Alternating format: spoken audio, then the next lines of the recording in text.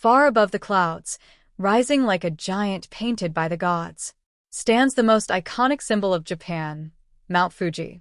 At first glance, it looks almost unreal.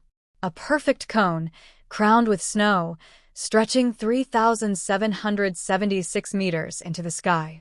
But Fuji is not just a mountain.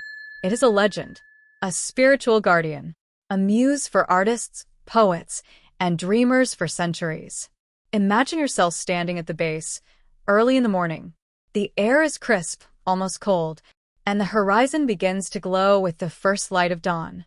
Slowly, the dark silhouette of Fuji turns golden as the sun rises behind it, painting the sky in shades of orange, pink, and purple. This moment is called Gareiko, the sunrise scene from Mount Fuji. For the Japanese people, it is more than just a view. It is a blessing, a moment of hope, renewal, and connection to the divine. Artists of the Edo period once traveled here to capture its beauty. Perhaps you've seen Hokusai's famous woodblock prints, the 36 views of Mount Fuji. Each print shows the mountain in a different light, sometimes fierce under stormy skies, sometimes gentle and serene under cherry blossoms. But always, Fuji remains majestic, always eternal. Climbing Fuji is a journey many attempt, not only for the breathtaking view from the summit, but also for the spiritual meaning of the climb. There is an old saying in Japan: a wise man climbs Fuji once, a fool climbs it twice. The path begins gently, winding through forests of cedar and pine. You hear the wind whispering through the trees, the crunch of gravel under your feet. As you climb higher, the air thins, the temperature drops, and the landscape changes. Green forests give way to volcanic rock. The earth turns dark, barren, and otherworldly. Yet with every step, anticipation grows. At night, many climbers begin their ascent under a sea of stars. Lanterns flicker along the trail, and the Milky Way shines above, as if guiding you forward. Hours later, you reach the summit, and there, just before dawn, hundreds of climbers gather in silence, Breathless. waiting. Then, the sky breaks open. The sun emerges, casting its golden rays across the land. Below, the lakes shimmer like mirrors. The cities look like tiny toys, and clouds float beneath your feet. For a moment, the world feels still. Time feels sacred, and you realize this is not just a mountain. It is Japan's soul. Even if you never climb it, Mount Fuji can be seen from miles away, reflected in Lake Kawaguchi, framed by cherry blossoms in spring, or standing tall against fields of red maple in autumn. Every season gives Fuji a new costume. In spring, pink sakura blooms at its base. In summer, the slopes turn green and alive. In autumn, fiery red and orange leaves surround it.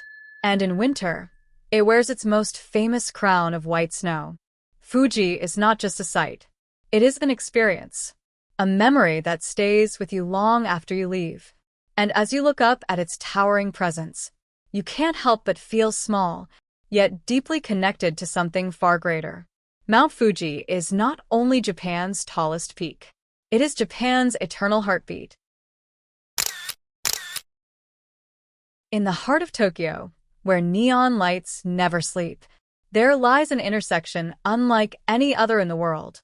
This is Shibuya Crossing, the stage of Tokyo's restless heartbeat. At first glance, it looks like just another busy street. But wait for the traffic light to turn red, and you'll see why millions call it magical. As the signal changes, the rush begins. From every direction, north, south, east, and west, thousands of people pour into the streets at once. Men in suits, women with shopping bags, students with backpacks, tourists holding cameras high, all stepping into the same space. It looks chaotic, but it isn't. It's harmony in motion, a dance of humanity, performed dozens of times each hour. Look up, and giant LED screens blaze with color. Billboards flash images of anime, music idols, and fashion. The air vibrates with sounds, pop songs, advertisements, laughter, footsteps. It is Tokyo, compressed into one single moment. At night, the crossing becomes even more surreal. Neon reflections shimmer on the pavement. Crowds flow like rivers of light. Cafes glow warmly in the side streets. And the famous statue of Hachiko, the loyal dog, waits quietly nearby. A reminder that even in a city of millions, friendship and loyalty are never forgotten. From above, perhaps from a cafe window or a rooftop view, you see it all unfold like a living painting. The crossing is not just a road. It is a symbol of modern Japan. Fast, vibrant, unstoppable. To stand in the middle of Shibuya Crossing is to become part of Tokyo itself. For a few seconds, you are not just a visitor. You are a piece of the city's endless story. In the ancient capital of Kyoto, there is a path that feels like stepping into another world. This is Fushimi Inari Taisha, the Shrine of 1,000 Gates. Approach the entrance, and you'll see the Great Torii Gate, towering crimson red. Step inside, and the real journey begins. The trail winds upward, through thousands of smaller gates. Each torii painted the same vibrant shade of vermilion, each one standing as a prayer, donated by those seeking fortune and blessings. Together, they form a glowing tunnel of red, stretching deep into the sacred Mount Inari.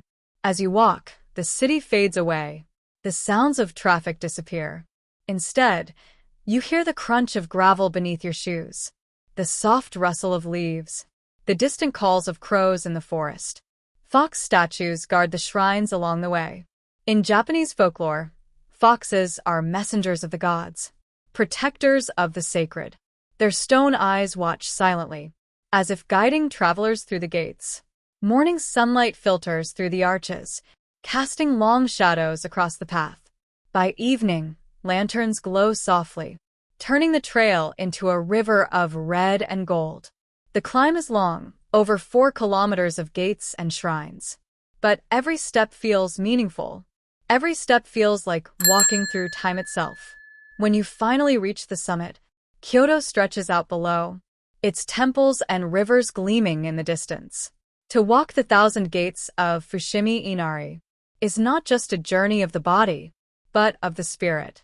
Here, faith, tradition, and nature blend into one.